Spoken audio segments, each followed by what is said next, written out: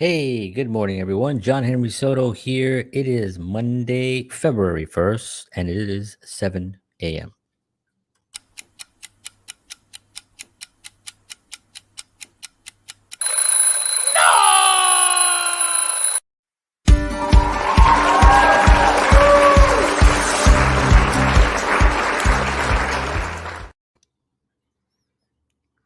Oh, trying to see if I can get my eyes to just stay this way. Good morning, everyone. John Henry Soto here. Hope you're all having a wonderful start of the week so far. It is 7 a.m. Had a snowstorm here in New York. New York. I don't live in New York. I haven't lived in New York for like 9 years. Bayonne, New Jersey. Kind of a good snowfall, I guess. I never really know if the exact amount falls that they tell you. They're always like, "Well, it's gonna snow, 80 inches, and then we'll get like 5 inches." And so I haven't really been taking the weather people too seriously, which is weird because you would think that the weather would be a lot better with time and maybe somebody did some research and some technology advancements, and we'd have much better readings and know exactly what's happening. But I don't know. Maybe somebody who's interested in knowing exactly what everything's all about will work on that, like Google or Facebook or one of those companies might actually dive into weather if they're not already involved. But anyway, it is the 1st of February 2021. Can't believe it, right? January came in. I think everybody was just all on edge on January, and here we are now. Things are really interesting in the world right now. Um, I'm a little concerned about certain things, and we're going to talk a little bit about that. I'm not going to go too deep into into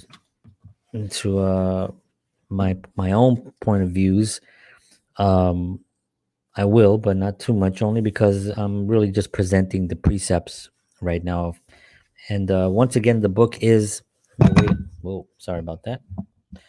The Way to Happiness by L. Ron Hubbard, written in 1981, and it's got 21 precepts here of the way to happiness. And it's actually it's not a it's a non-religious book. It's basically just precepts that help you live better lives, and there's not one of them that somebody's going to read and be like, that is an outrage.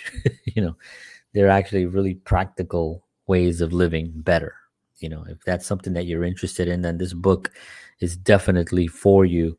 If you don't like living better and you don't think that that's actually a thing, I had somebody once tell me that I don't think things can get better. I don't think that anything can get better. And I remember just thinking, oh, okay, well, listen, you have a nice day. Because when somebody gets to that point, what are you supposed to do, right? I mean, like, obviously we want to help everybody, and I'm always trying to be a positive person, and I'm trying to give some type of encouragement.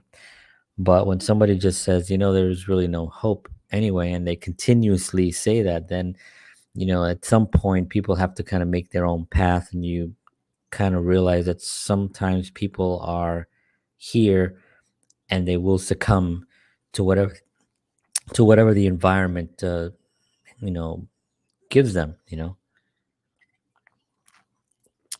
And that's a rather tragedy. That's a tragic thing. But um this is where we are right now. It's a little chilly, actually, but all right, let's get started here. I'm going to go on. We're up to number 10 of the precepts. Number 10 is, I don't know if you can see that: support a government designed and run for all the people. So that kind of makes sense, right? I mean, if you're in a we have governments, right? Every place on earth has every country on earth has some type of government, right? Whether it's a good government or not, doesn't matter, right? It's a government. And so I'm going to read this. It's only a few pages. I think it's only just 3 pages. So I'll read these real quickly. Um, and we'll see how this goes. All right. Now it is early morning, as you guys already know. When I'm reading in the morning, I sometimes have a little difficulty in my eyes, but I'm here. I'm here for you, and I really hope that this does provide you value. And I think um, if you have any questions or any comments, please make them. Give them give them to me in the comment section right there. Just type it in, and or just let me know how you're doing, or just say good morning. I'd like to hear from y'all. All right, let's do this. Number 10, support a government designed and run for all the people. Unscrupulous and evil men and groups can usurp the power of government and use it to their own ends. Government organized and conducted solely for self interested individuals and groups gives the society a short lifespan. This imperils the survival of everyone in the land. It even imperils those who attempt it. History is full of such governmental deaths. Opposition to such governments usually just brings on more violence. But one can raise his voice in caution when such abuses are abroad, and one need not actively support such a government. Do doing doing nothing illegal, it is yet possible by simply withdrawing one's cooperation to bring about an eventual reform. This, okay, give you that again. Even as this is being written, there are several governments in the world that are failing only because their people express their silent disagreement by simply not cooperating. These governments are at risk and ultimately wind up mis- wind off mischance could blow them over. So I'll give you that again. Any untimely wind of mischance could blow them over. Sorry about that. So basically, he's saying you can just not go into agreement with a government that's doing illegal things and corrupt things.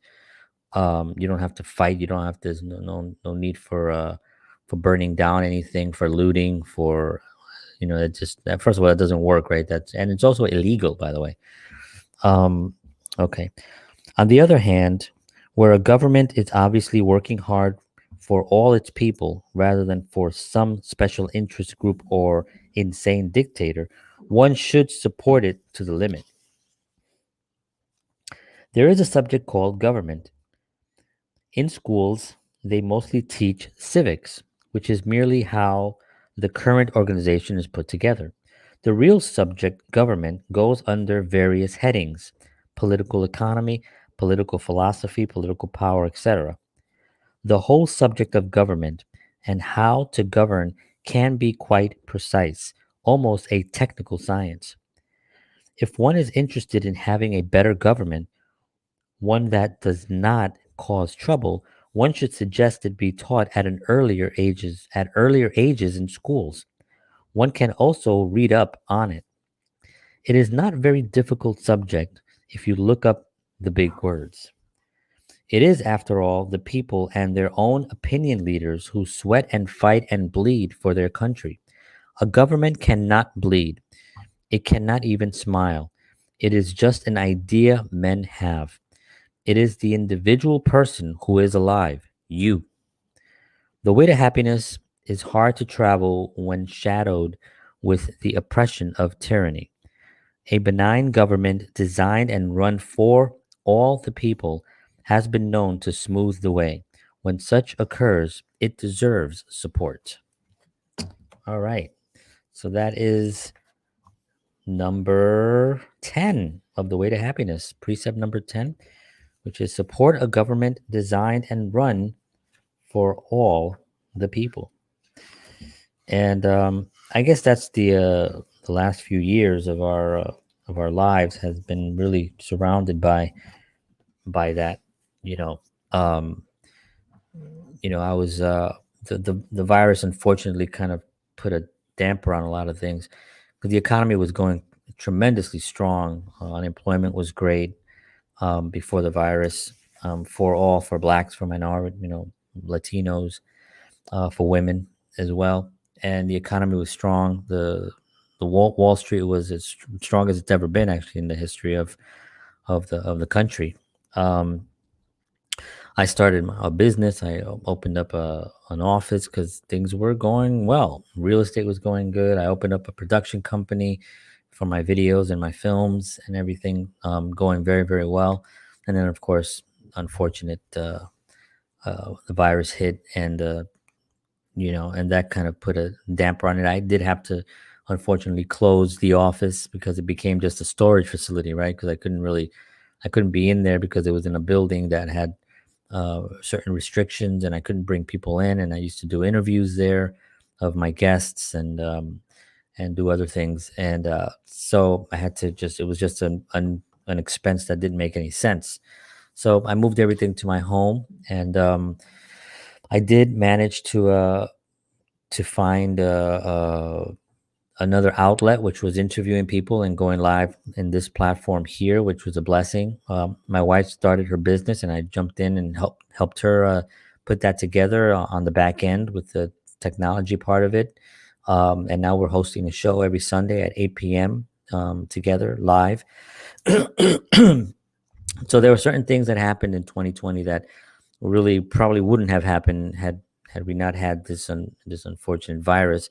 But that was really our choice. We decided to, when they say, life gives you lemons, right? We make lemonade, and so we made a big pot of lemonade, and we've been drinking ever since, and having a great time, and doing, getting better and better, because that's what life's about, right? It's about improving yourself, about getting better every chance you get, about learning from your mistakes, about observing what's happening around you, on all ends, left and right, middle, up, down, everywhere you can.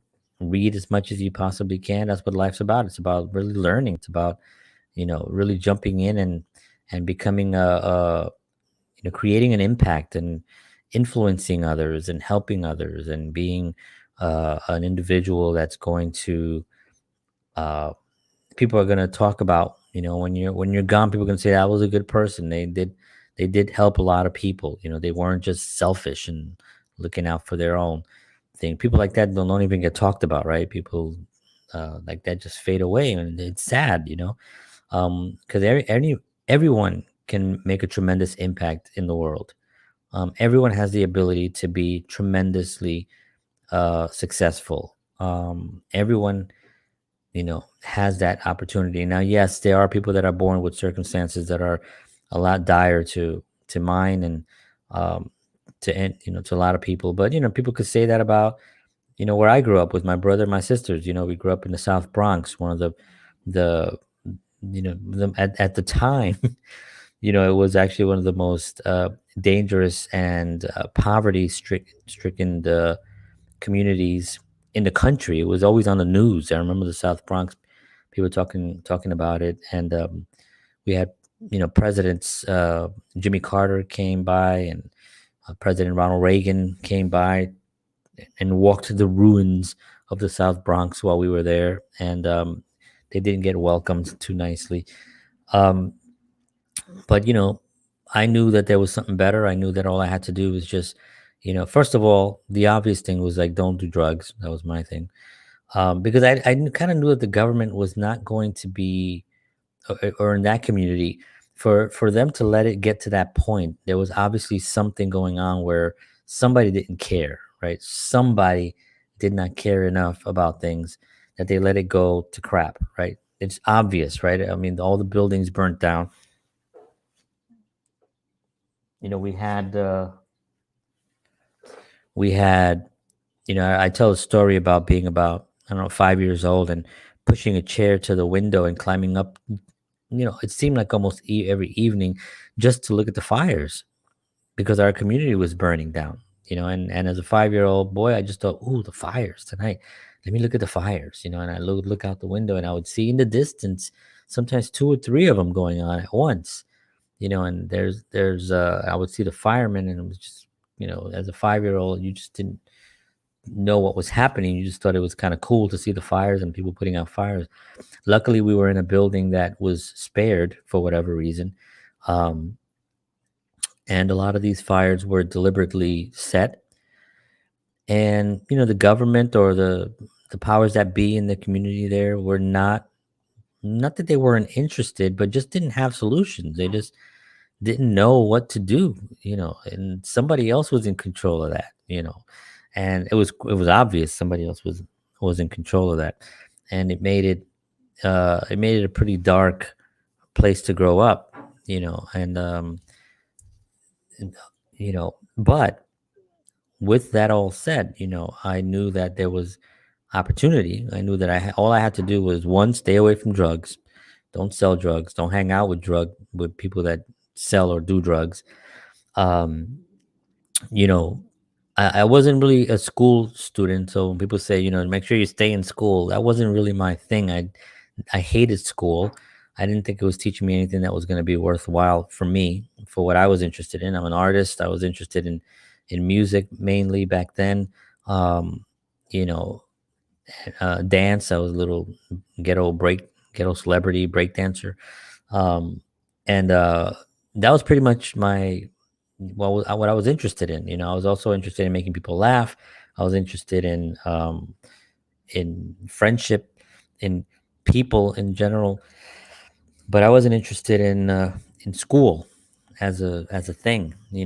And I think now people are starting to realize that education um, is important to a certain level, right? You have to learn how to read, you have to learn how to write. These things are kind of basics. You need those things, but having a PhD on something, unless it's a very specific thing, like you're a doctor, or to become a lawyer, you have to go to school a lot.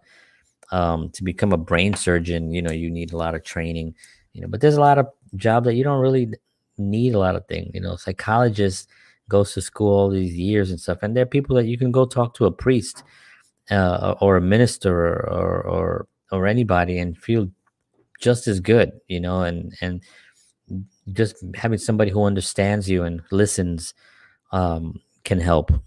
So there's certain jobs that you don't need that much schooling for. It's just a lot of smoke and mirrors, yeah, smoke and mirrors.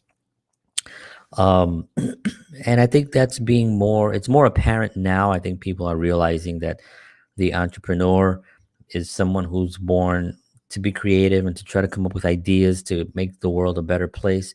And that's the key thing, right? If you're doing something, it has to benefit the world, right? It has to be something that people are going to look at and look, and understand, oh, this is something that's worthwhile. This is something that's here to help.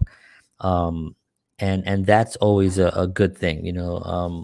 People who are inventing things, inventing something that's going to make life easier for someone. A lot of people just did not go to school and didn't really, I mean, you can go back and listen to, obviously, Bill Gates and Steve Jobs, who didn't graduate from school and all those, from college and all that. Obviously, if you had an opportunity to hire them for your business, you would do it, right? Or if you had an opportunity to work with them when they were just starting out, you would, if you knew what the tremendous impact that they created, because they were just inventing things that were not there yet, you know, and that becomes a tricky thing, because something that's not there yet, how do you know what you want to create if it's not there yet, right? How can you even conceive it? We're talking about, if you go back a couple of 100 years, let's say 300 years, the idea of flight, the idea of your cell phone, this idea, this concept of what this thing is and does, will get you burnt at the stake, right? Flight, saying that, oh, you know what, I'm thinking of inventing this flight machine. You can get into it, and you fly up in this. People, the ideas weren't even there. They weren't even concepts yet. Especially something like social media and cell phones, communication, visual communication. I'm looking right at, in real time. having a conversation with somebody through a tiny device. These things weren't even conceived yet. They were so the people that actually thought these out had to think in a very they had to be so creative. They were artists, right? Steve Jobs and all these guys, they were just artists that were thinking into the future and thinking about things that conceiving things that didn't even pass through people's consciousness. It was like another complete thing. And so there's a lot of things right now that we're kind of like looking at and trying to figure out how far we can take something, right? And the electric car and all these things that people are talking about, which, by the way, the electric car and all that stuff is a fantastic thing. But um we have to really look at why that's a good thing and how those electric cars get charged and stuff like that. Some of them are power plants, and some of them are still built in power plants that still need fossil fuels to operate. So it kind of defeats the purpose of what they're trying to invent. I think creating a new energy source or diving into a new energy source, I think that would be an interesting invention, right? And hopefully the governments can actually jump into that and do something that move us away. I know that there's a lot of money. We became the number one source of our own of exporting our own resources um, through the last administration. um, I think that's going to revert, and we're going to have to start depending on foreign oil again. um, well, obviously it is. There's been 40 executive orders that have been signed in about 10 days.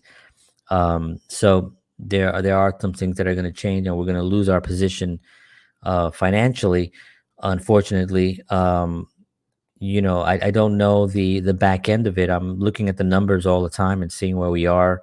In governmental. I invest a little bit in the stock market, so I see what's happening there. I have some other investments that I keep an eye out and see. Hopefully, these policies will be what they say they are, and the economy will grow, and everyone will do better in life, right? That's what the goal is. So, if that's what happens in the next year or two, um, it will be a government that I will support, right? Because that's what we all want. I have a family that I want to take care of, and if it makes sense and the policies are working and the economy is getting stronger and jobs are enough jobs for everyone to work, unemployment is low, then it'll be a government that you support. If it starts reverting into another end, there's no one to blame except the current administration, just like there was no one to blame for anything else on the last administration and the one before that and the one before. You can do whatever you want when it comes to government. If you want to blame the last administration for the failures of your current administration, then you're a failed administration. That's obvious. But anyway, there you have it, folks. Government. I guess you did get a little bit of my personal views, right? Which that's what I'm here for. I'm a personality. I have opinions, whether people like them or not. That's all good, right? There's enough opinions to go around to feed everyone's soul, and if someone likes them, cool. And if they don't like them, they can be like, yeah, I don't agree with him, but whatever. Or you can always just unsubscribe to anything that I do, and that's fine. I unsubscribe to people that I just don't really want to hear them or follow or really disagree with it to a certain degree, to a heavy degree actually. And I do it all the time. So I just don't want it in my space, and that's okay. You don't need to have it. You have the right to not communicate with someone you don't want to communicate with, you know and when it comes to all this political and governmental stuff, absolutely you have the right to walk away and not communicate with someone who you really don't gel with, right? And that's okay. So anyway, moving on, folks. Thank you very much. Tomorrow's precept is: do not harm a person of goodwill. Number 11 on the precept. in the book The Way to Happiness by L. Ron Hubbard, written in 1981. All right, folks, thank you very much. Have a wonderful day out there. Take care of yourselves. If you're in the East Coast, a lot of snow out there, so please be careful. Drive carefully, walk carefully, help others, and love yourselves, and do what you love, and make today great. Thank you, everybody. And as always, peace.